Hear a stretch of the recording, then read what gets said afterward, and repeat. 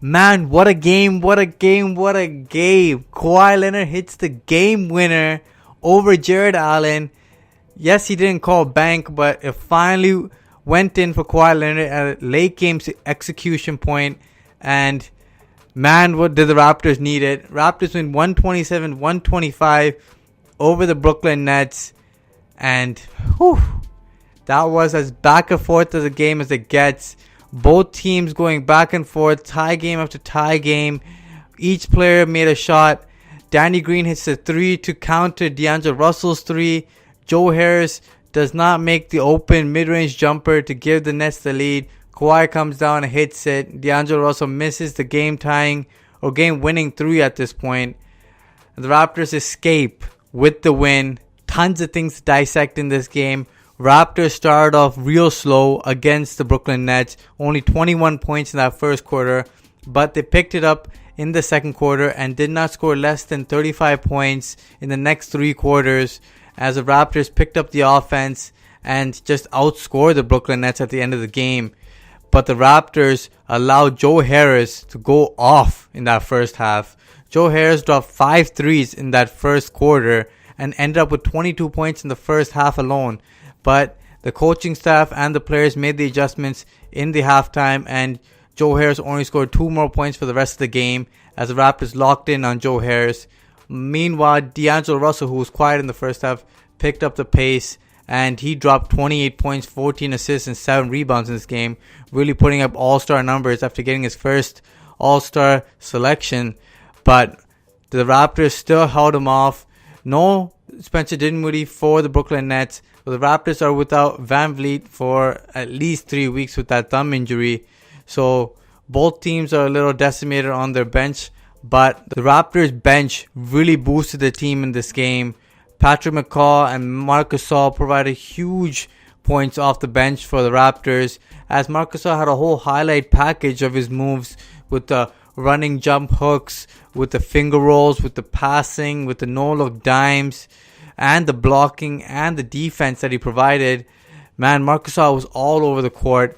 In his home debut, he showed out and was absolutely amazing on the court tonight.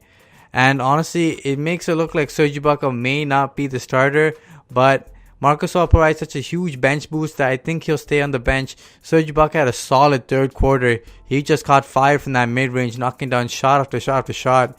He had a strong double-double in this game as well.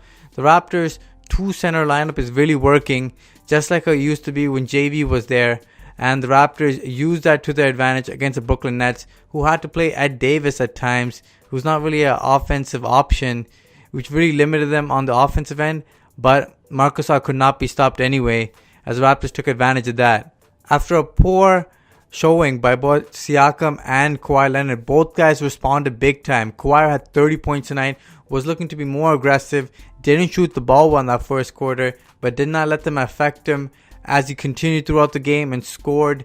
And when he scores like a quiet 30 that you don't really see, but he did score 2 huge baskets down the stretch tonight, especially that game winner, which made you show, man, he had a lot of points tonight and he was really looking for a shot.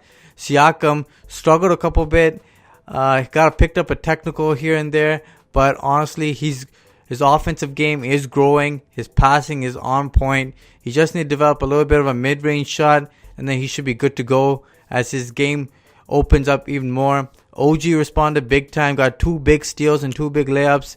I really want OG to play better because it looks like the Raptors are looking at Markieff Morris, which might be taking OG's minutes away.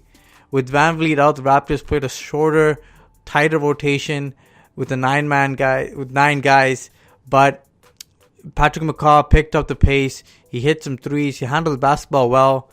The shooting from the outside was still poor from the Raptors, and counteract that with the Brooklyn Nets, who shot the ball extremely well tonight. The Brooklyn Nets shot 20 threes in this game. 20 threes. Raptors only scored 9 threes in this game. And honestly, with the Brooklyn Nets shooting such flames from the outside, you expected the Raptors to lose this game. But the Raptors smashed the glass. They did not turn the ball over as much.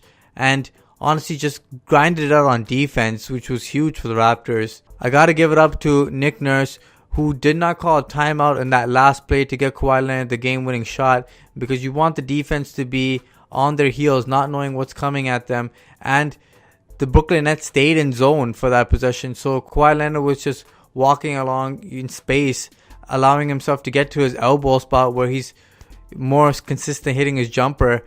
And Lowry delivered a good bounce pass so he can pick it up in rhythm, and he knocked it down. Raptors did have trouble with the Brooklyn Nets zone, but the Raptors did break it a couple times with Lowry shooting from the outside, and then also Marc Gasol on the post was abusing the zone. But the Raptors got to do a better job of spreading the floor and hitting the long jumper. Danny Green did hit that 3 to tie the game, but he struggled hitting open shots. Norman Powell didn't hit a 3 today, as you had some guys need to hit 3s and just didn't. As the Raptors had wide open looks, just could not knock them down. Other teams are going to be running zone against the Raptors. What Nick Nurse did in that fourth quarter was that he force-fed Marc Gasol and made him make the decisions. He has high IQ, could read the defense, and makes on-point passes even on the move, as you've seen in this game. Finding Siakam, Patrick McCaw, Norman Powell, all these guys on good looks, and them just slashing in the lane was all he needed, as he found them for easy baskets.